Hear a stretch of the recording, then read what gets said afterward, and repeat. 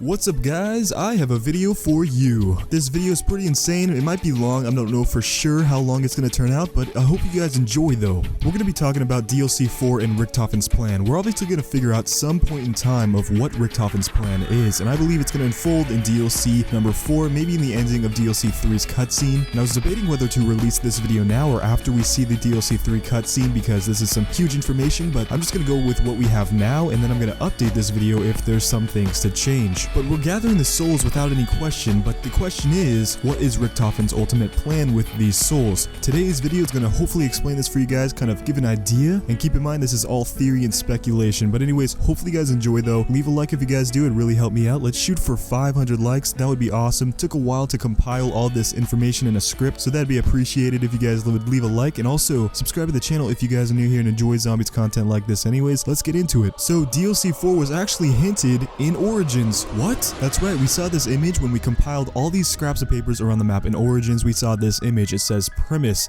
and it showed our 4 original characters in Templar Knight suits, and that was our hint to DLC number 4, and I'll get to that a little bit later and this will all make sense. Premise is the key. They are the ones that are the most important to Richtofen. Premise is Richtofen's plan, and I'm not going to get into too much to it right now, but I'm just going to let you know right here in the beginning of the video that premise translates to first. They are the first characters, they are the first. So to understand how DLC 4 is going to work, in my opinion, theoretically, we're going to have to understand the ancients, and that is premise. Premise is praised by everybody in this image. They are praised. What did they do that was so important? So the concept of Apothicons and these huge destroyers of universes never was introduced until Shadows of Evil. Visually, that is. It could have been storyline related in the past, but visually we didn't see Apothicons until Shadows of Evil. Shadows of Evil displayed the concept of Apothicons universe hopping to capture any universe they come in contact with. So we play as the 4 characters in Shadows of Evil, seeing this process happening. Apothicons coming into a universe and trying to destroy it and take over it for their overlords. But Shadows of Evil isn't the first time Apothicons came to a universe trying to destroy. A long time ago we see Apothicons that invaded a universe once before, evidence from these pictures, and they went into the universe of our premise characters. Ever wonder why there's statues of our characters? Statues in Der Eisendrache, there's statues in Origins. This picture displays civilians bowing down, praising our premise characters. Ever wondered why that is? Apothicons try to take over a universe once before, the same universe that our premise characters once lived, and our premise characters were actually able to stop the Apothicons and kill them. They won the battle at the time, having no idea where our Apothicons come from, a universe that we probably have no idea exists. They're not all dead, and they will keep on coming no matter what it takes. We saw that with Shadows of Evil. The Apothicons tried to take over a universe once more, and even though we stopped them again at that time, they're not done coming, and they will come again with full force. And that is when Richtofen's plan comes into play. Our characters are premise, but we know that premise will fail. Tank Dempsey, Takio Masaki, Edward Richtofen, Nikolai Belinsky, these characters are reincarnates of the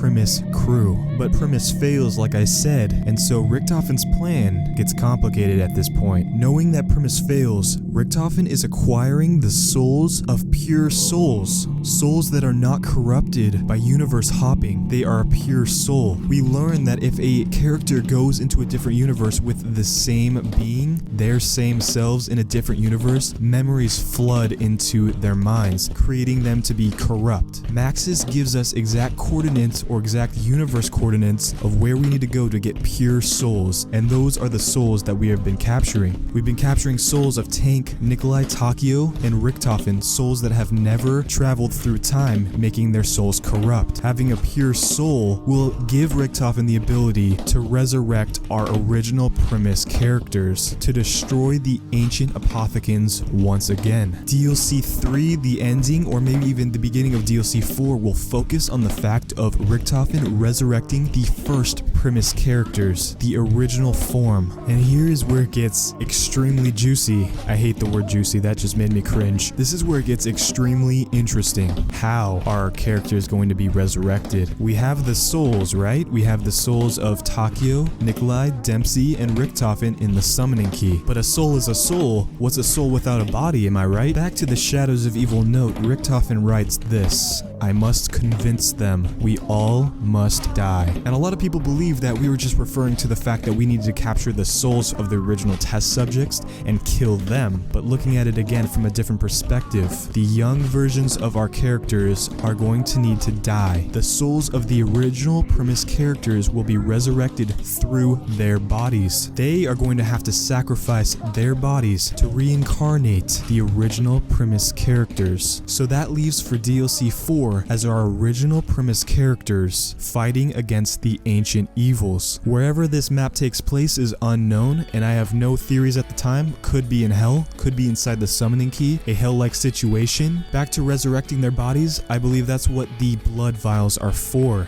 is to help with that, but it could be for something else completely. So I want to hear what you guys think this DLC 4's location is going to take place. This is what I believe. In those images on Der Eisendrache where it shows the first battle between man and Apothicon, that's where I believe it's going to take place. During that time period, it could not be at that exact location, but we're going to be playing as our original premise characters, maybe even going back in time, not World War II, to where they first lived. And we're going to be fighting against the Apothicons once more, and this time we're going to make sure that it kills every single Apothicon rather than just the first time where they were able to regroup. This time we are going to eliminate the Apothicon race to make sure they never come in contact with another universe again. And then that is the end of the zombie storyline. Our premise characters have victory over the Apothicons and the ancient evils, eliminating the zombies once and for all. That is it for today's video. Hopefully you guys enjoyed. Leave a like if you guys did, it really helped me out. Let's shoot for 1,000 likes. That's crazy, I know. Let's try to get it. Share this video around to people that want to see it, and subscribe if you guys are new. I'll talk to you guys in the next one. Goodbye.